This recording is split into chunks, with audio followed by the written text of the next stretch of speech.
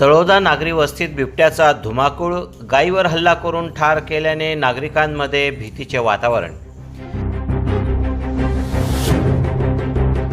तळोदा शहरातील पाडवी गल्ली परिसरात बिबट्याने एका गायीवर हल्ला करून तिला ठार केले आहे। यामुळे शहरात मोठी दहशत पसरली असून नागरिकांनी वन विभागाकडे तातडीने बिबट्याला पकडण्याची मागणी केली आहे। पाडवी गल्लीतील रहिवासी देवीसिंग पाडवी यांच्या झाडाला बांधलेल्या गायीवर काल रात्रीच्या सुमारास बिबट्याने हल्ला केला। बिबट्याने गायीला सुमारे 100 मीटर फरफटत नेऊन तिचा मागील भाग खाल्ला। ही घटना पाडवी गल्लीच्या अगदी जवळ घडल्यामुळे परिसरातील लोकांमध्ये भीतीचे वातावरण आहे। मागील आठवड्यातही याच परिसरात भारत मिल ऑइलजवळ बिबट्याने एका घोड्याचा फडशा पाडला होता।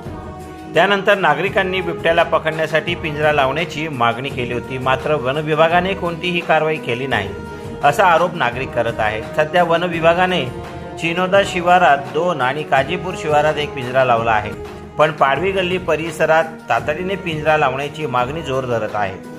बिबट्याच्या या मुक्त संचारामुळे मानवी जीवनाला धोका निर्माण झाला असून नागरिकांच्या रात्रीच्या वेळी बाहेर पडण्यावरही मर्यादा आलेल्या आहेत। बिबट्याला पकडण्यात वन विभागाला यश येत नसल्यामुळे नागरिकांमध्ये नाराजी वाढली आहे।